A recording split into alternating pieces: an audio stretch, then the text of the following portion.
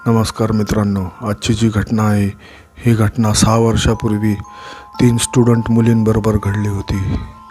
ह्या मुली नागपूरवरून पुण्यामध्ये शिक्षणासाठी आल्या होत्या. तसं त्यांचं शहर तर एकच होतं, पण यांचं कॉलेज वेगवेगळं होतं.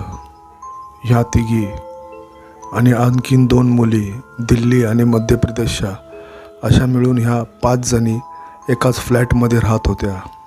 ह्या मुली सिम्बायोसिस कॉलेजच्या बाजूच्याच एका अपार्टमेंटमध्ये राहत होत्या. या 5 जणी त्या तिथं कॉट बेसिसवर एकाच फ्लॅटमध्ये राहत होत्या. त्या नागपूरच्या 3 मुली एकाच शहरातल्या होत्या, म्हणून त्यांचं बॉन्डिंगही चांगलं झालं होतं आणि त्यांचे कॉलेज फ्रेंडही कॉमनच झाले होते. या तिघींना पुण्यात येऊन फक्त 2च महिने झाले होते. ह्यांना पुण्यातली काहीच माहिती नव्हती. नागपूरहून आलेल्या या तिघी प्रिया, पिंकी आणि मोनिका यांचं बऱ्यापैकी जमायचं. एक दिवशी प्रियाला तिच्या एका मैत्रिणीचा फोन आला आणि ती म्हणाली की तुम्हाला माझ्या बड्डेला यायचं आहे, आज संध्याकाळी पार्टी आहे, तू आणि पिंकी, मोनिका तुम्ही तिघीजणी या, मी तुमची वाट बघते. आता प्रियाने त्या दोघींनाही सांगितलं की माझ्या फ्रेंडनी तुम्हालाही पार्टीला बोलवलं आहे, आज संध्याकाळी आपल्याला पार्टीला जायचं आहे आणि तिथं जेवण करून आपण येऊया. त्या दोघीही तयार झाल्या. त्यांनी तिला विचारलं की कुठे जायचं आहे, कुठे आहे पार्टी? तर प्रिया म्हणाली येरवड्याला जायचं आहे, येरवड्यात तिचं घर आहे. तर मोनिका म्हणाली अगं कसं जायचं, आपण बसने जायचं का? तर प्रिया म्हणाली अगं ती ॲड्रेस पाठवते आहे, आपण 3 सीट माझ्या गाडीवर जाऊया. प्रिया मोठ्या घरची होती. तिच्या आईवडिलांनी तिला पुण्यामध्ये वापरण्यासाठी एक ॲक्टिवा गाडी घेऊन दिली होती. तर पिंकी म्हणाली अगं ट्रिपशी कसं जायचं, पोलिसांनी अडवलं तर काय करणार मग? तर प्रिया म्हणाली अगं रात्रीच्या वेळी कुठं पोलीस असतात आणि अडवलं तर मी आहे ना, बघून घेईल मी माझं, तुम्ही तयार व्हा. प्रिया थोडी घमंडी, डेअरिंगबाज आणि बिंदास मुलगी होती. आता संध्याकाळ झाली. त्या तिघी निघाल्या. त्यांनी त्यांच्या फोनवर येरवड्यामधल्या तिच्या फ्रेंडचा ॲड्रेस टाकला आणि ते निघाले. काही वेळातच ते तिथं पोचले. तर तिथं पार्टी चालू होती. त्या तिघी त्या फ्रेंडला भेटल्या आणि पार्टी एन्जॉय करू लागल्या. त्या पार्टीमध्ये आता पूर्णपणे रमून गेल्या होत्या. तर पिंकीने घड्याळात पाहिले तर 11:30चा टाईम होता. पिंकी त्या दोघींना म्हणाली खूप उशीर झाला आहे, 11:30 वाजलेत, आता चला आपलं जेवणही झालेलं आहे. त्या तिघी सगळ्या फ्रेंड्सला भेटल्या आणि बाहेर आल्या आणि पुन्हा आपल्या अपार्टमेंटचं लोकेशन टाकलं आणि निघाल्या. त्या आता बऱ्याच पुढं आल्या होत्या. पिंकीने मॅपमध्ये पाहिलं तर लोकेशन समोरचं दाखवत होतं. त्यांना एक ब्रिज क्रॉस करायचा होता आणि समोरच एक ब्रिज होता. त्या तिघी ब्रिजवर गाडी घेऊन गेल्या. थोडा ब्रिज पार करताच मध्यभागी अचानक त्यांची गाडी बंद झाली. तर मोनिका म्हणाली काय गं, काय झालं, गाडी का बंद झाली? तर प्रिया म्हणाली मला नाही माहीत काय झालं, अचानकच बंद झाली. प्रिया पुन्हा गाडी स्टार्ट करू लागली तर गाडी स्टार्टच होत नव्हती. मोनिका आणि पिंकी गाडीवरून खाली उतरल्या आणि आजूबाजूला बघायला लागल्या. आजूबाजूचं वातावरण एकदम भेसूर वाटत होतं. ते बघून पिंकी आणि मोनिका खूप घाबरल्या होत्या. प्रिया गाडी स्टार्ट करत होती पण गाडी स्टार्ट होत नव्हती. पिंकीने घड्याळात पाहिलं तर आता 12:30चा टाईम झाला होता. पिंकी प्रियाला म्हणाली काय गं, आता काय करायचं, कसं जायचं, 12:30 झालेत. मोनिका म्हणाली काय गं, आता एवढ्या लांब चालत जायचं का? मोनिका खूप घाबरलेली होती आणि पिंकीही खूप घाबरली होती. मोनिका ख्रिश्चन धर्माची होती. ती सतत आपल्या बॅगमध्ये येशू ख्रिस्तांची एक माळ ठेवलेली असायची. तिने हळूच पर्समध्ये हात घातला आणि ती माळ बाहेर काढली आणि हातातच ठेवली. प्रिया म्हणाली, चला ब्रिज क्रॉस करू. ब्रिज क्रॉस केल्यावर आपल्याला कोणीतरी मदतीला भेटल. चला तुम्ही. त्या तिघी आता हळूहळू पुढे चालू लागल्या. तर पिंकीला अचानक त्यांच्यासमोर एक बाई दिसली. त्या बाईने गाऊन घातला होता आणि ती ब्रिजच्या उजव्या कट्ट्याला टेकून थांबली होती. तिला बघून असं वाटत होतं की ती बाई ब्रिजच्या खाली बघत थांबली. त्या बाईचे केस मोकळे होते आणि ती ब्रिजच्या खाली बघत होती. पिंकी घाबरून या दोघींना म्हणाली, अगं बघा ना, समोर एक बाई उभी आहे. या दोघींनी पाहिलं तर त्या बाईने गाऊन घातला होता. ती ब्रिजच्या उजव्या बाजूच्या कट्ट्याला टेकून थांबली होती.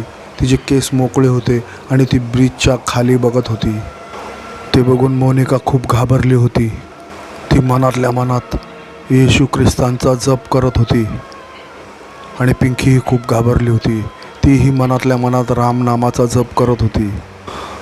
तर प्रिया त्या दोघींना म्हणाली, चला, नशीब कोणीतरी आहे. चला आपण त्या आंटीलाच विचारू, इथे जवळपास कुठं गॅरेज आहे का. गॅरेज नसेल तर रिक्षा स्टँड कुठे आहे जवळपास. आपण गाडी इथंच लावू आणि आपण ऑटोने जाऊया. तर मोनिका प्रियाला म्हणाली, अगं हे बावळट, एवढ्या रात्री ब्रिजवर कोण बाई येऊन थांबल का. हां, सोड बाई, आपण आपलं रिटर्नच जाऊया. तर प्रिया चिडून म्हणाली, ए गप्प बस, किती भिता गं तुम्ही दोघी. अगं टाईम बघ किती झाला आहे, 12:30चा टाईम आहे, कॉमन आहे. आणि त्या बाईकडं बघून तुम्हाला काय वेगळं वाटतं आहे का. अगं तिने गाऊन घातला आहे. ती आली असेल पुढे, तिचा नवरा येत असेल मागून. लोक ह्या टायमिंगला ब्रिजवर येतात हवा खाण्यासाठी, बसण्यासाठी. काय एवढं. चला तुम्ही. ती बाई इथेच कुठेतरी राहत असेल, त्यामुळं ती गाऊनवरच इथं आली आहे. आणि तिचा नवरा येत असेल, तिच्या नवऱ्याकडनं आपल्याला मदत होऊ शकते. चला तुम्ही. पिंकी म्हणाली, नको नको, आपण आहे ना जोशी काकांना फोन करू. त्यांना सांगू आपण अशा अशा ठिकाणी अडकलो आहे, आमची गाडी खराब झाली आहे. ते येतील मदत करायला. ते आपल्याला इथून घेऊन जातील. जोशी काका म्हणजे त्यांना ज्यांनी रूम दिली होती, त्यांचा फ्लॅट दिला होता ह्या 5 मुलींना, त्याचे मालक. तर प्रिया चिडून म्हणाली, हो हो, अगदी बरोबर. हां, तू खूप हुशार आहेस. म्हणजे जोशी काका एवढ्या रात्री आपल्याला घ्यायला येतील आणि इथून घेऊन जातील आणि उद्या सकाळी रूम खाली करायला लावतील. काही मूर्खासारखं बोलू नको. चला गप्प. ते ऐकून त्या दोघीही जरा गप्प झाल्या आणि प्रिया गाडी ढकलत पुढं चालत होती आणि त्या दोघीही तिच्या मागं चालल्या होत्या. आता त्या थोड्या पुढं आल्यावर त्या बाईच्या एक्झॅक्टली समोर आल्या. ती बाई उजव्या साईडच्या कट्ट्यावर होती. प्रियाने गाडी स्टँडला लावली आणि त्या दोघींना म्हणाली, थांबा, मीच विचारून येतो त्या आंटीला. प्रिया त्या बाईच्या जवळ गेली आणि तिला म्हणाली, आंटी, इथे जवळपास कुठं गॅरेज आहे का. आमची गाडी खराब झाली आहे. हे शब्द ऐकताच जसं त्या बाईने वळून पाहिलं तसं ह्या तिघी किंचाळू लागल्या. प्रिया तर तिचा चेहरा बघून जमिनीवरच खाली पडली. ह्या तिघींनी पाहिलं त्या बाईच्या तोंडाला सगळं रक्त लागलं आहे आणि तिच्या हातामध्ये एक मांसाचा मोठा तुकडा आहे. ते मांस माणसाच्या पायासारखं दिसत होतं. आता ती बाई प्रियाच्या जवळ येत होती हळूहळू. तर ते बघून मोनिकाला काही सुधरत नव्हतं. काय करावं काय करावं. तिच्या हातात जी येशू ख्रिस्ताची माळ होती त्याच्यावर क्रॉस होता. ती माळ त्या बाईला फेकून मारली. ती माळ जशी त्या बाईच्या समोर पडली तशी ती बाई गायब झाली. ते बघून प्रिया चटकन उठली आणि ह्या तिघींकडं पळत पळत आली. ह्या तिघी आता जोरजोरात किंचाळत रोडने पळत होत्या. त्या एवढ्या जोरात पळत होत्या, एवढ्या घाबरल्या होत्या, त्यांना काही सुधरतच नव्हतं. आता त्यांनी ब्रिज क्रॉस केला होता. त्या पुढं आल्या पळतात त्या जोरजोरात किंचाळत होत्या. आता त्या भरपूर पुढं आल्या होत्या. त्यांना आता थोडीफार घरं दिसली. आता प्रिया आणि ह्या पुढे पळत पळत आल्या आणि एका घराच्या इथं जाऊन थांबल्या. आणि प्रिया म्हणाली पिंकीला, लवकर काकांना फोन कर, जोशी काकांना लवकर फोन कर. पिंकीने फोन काढला.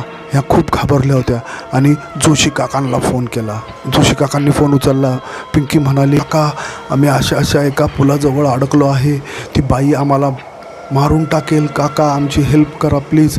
काकांनी पूर्णपणे ऐकले आणि काका त्यांना चिडून म्हणाले, तुम्ही तिथं कशाला गेला होता एवढ्या रात्री? तुम्हाला अक्कल आहे का नाही? तुम्ही जिथं आहात तिथंच थांबा आणि एकमेकांबरोबरच राहा. अजिबात बाहेर कुठं निघू नका. तिथंच बसून राहा आणि एकमेकांच्या बरोबरच राहा. मी आलोच तिथं. आता ह्या तिघी खूप घाबरल्या होत्या. त्या घरांपाशीच एकमेकींना घट्ट मिठी मारून बसल्या होत्या. काही वेळ गेला. काकांचा पुन्हा फोन आला. पिंकीने फोन उचलला. काका तिला म्हणाले, तुम्ही कुठं आहात? पिंकीने त्यांना नीट ॲड्रेस सांगितला. जोशी काका त्या तिथं आले. त्यांच्याबरोबर त्यांचा मुलगा कार घेऊन आला होता. जोशी काका ह्या मुलींकडे आले. ह्या मुली खूप घाबरलेल्या बघून कसं बसं त्यांना गाडीत बसवलं आणि त्यांच्या रूमवर आणलं. या मुलींनी पूर्ण जागरणच केलं होतं भीत. आता सकाळ झाली. 9 वाजले. जोशी काकाच्या रूमवर आले आणि त्या तिघींना म्हणाले, ऐका, टेन्शन घेऊ नका. माझ्या मुलाला मी तुमची गाडी आणायला पाठवली आहे. तो गेला आहे तुमची गाडी आणायला. त्याच्यासोबत एक फिटर पण आहे. तो रिपेअर करून आणेल गाडी तुमची. जोशी काकांनी त्या मुलींना विचारले, रात्री नक्की काय झालं होतं? त्या मुलींनी सगळा घडलेला प्रकार सांगितला.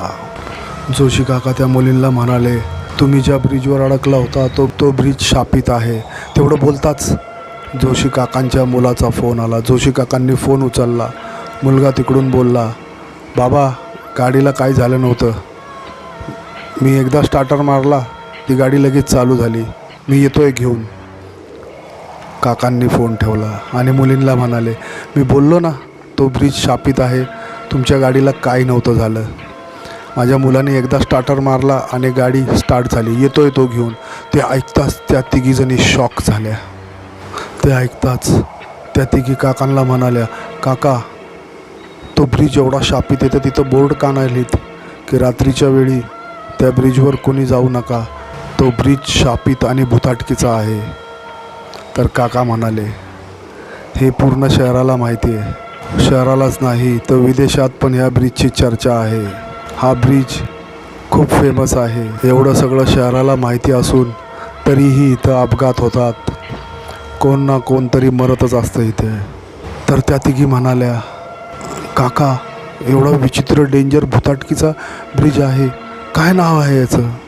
काका म्हणाले, होळकर ब्रिज. तर मित्रांनो, ही जी घटना ज्या मुलींबरोबर घडली होती त्याच्यातली जी पिंकी होती तिनेच ही घटना आम्हाला लिहून पाठवली होती. असेच तुमच्याबरोबर ही काही सत्य घटना घडल्या असेल तर तुम्ही आम्हाला पाठवू शकता. आम्ही नक्कीच पब्लिश करू. डिस्क्रिप्शनमध्ये माझी इंस्टाग्रामची लिंक आहे, त्याच्यावर तुम्ही ती पाठवा, आम्ही पब्लिश करू. अशा सत्य घटना ऐकण्यासाठी तुम्ही नक्कीच आमच्या चॅनलला लाईक, शेअर, कमेंट आणि सबस्क्राईब करा. धन्यवाद.